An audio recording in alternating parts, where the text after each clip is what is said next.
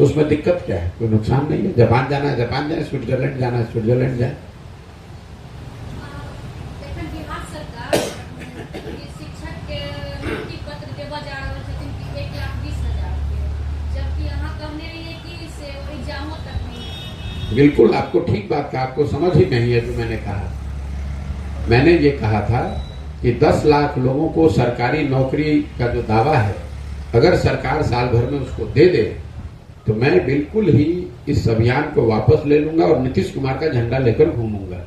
पहली बात, वो 1 साल कब का निकल गया, 10 लाख लोगों को कहीं कोई नौकरी मिली नहीं है।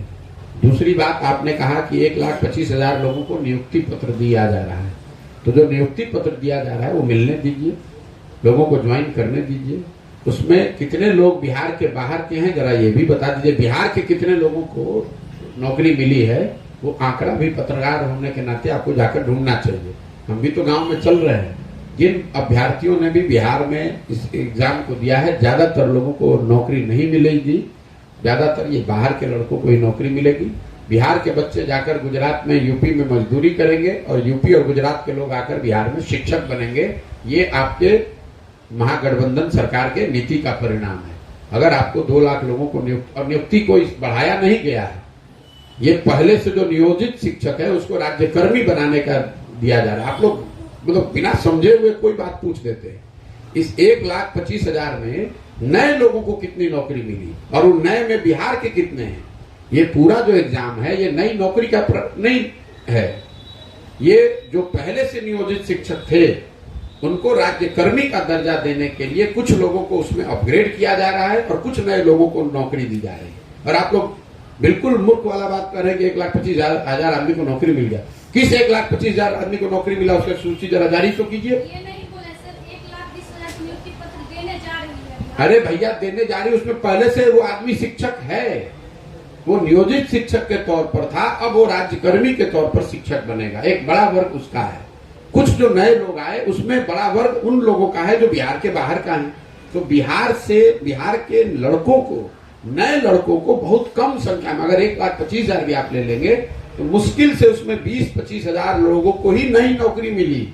जो पहले से शिक्षक था उसका जॉब का परिवर्तन हुआ कि पहले वो नियोजित शिक्षक था, अब वो राज्यकर्मी के तौर पर शिक्षक हुआ। अगर आप नई नौकरी देने के लिए कह रहे हैं तो वो नौकरी सरकार को जारी करना चाहिए। कितने नए लोगों को नौकरी मिली और उनमें बिहार के कितने लोग हैं? कम से कम सवाल पूछने से पहले आप लोग सब्जेक्ट को पढ़ तो लीजिए। मतलब सरकार, यही तो बिहार की त्रासदी है। मतलब यहाँ पर नेताओं का, पत्रकारों का, समाज का ये स्तर हो गया है कि जो आदमी कुर्ता के ऊपर गंजी पहन ले उसी को आप लोग ज्ञानी बताते हैं। जिसको भाषा का ज्ञान नहीं है, जिसको विषय का ज्ञान नहीं है, कोई ये नहीं पूछ रहा है कि भाई 1,25,000 नए लोगों को नौकरी है या जो पुराने लोग थे उन्हीं का सर्विस कंडीशन बदला जा रहा है। तो ज्यादातर लोग, मैं आपको कैमरे पर कह रहा हूं और जाकर जो अगर सरकार को इसका खंडन करना है तो कर दे, अगर दम है तो करके दिखाए।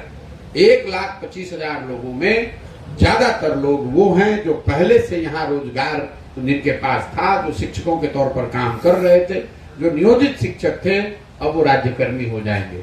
कुछ नए लोगों को जो नौकरी मिली है उसमें भी ज्यादातर लोग बिहार के बाहर के हैं।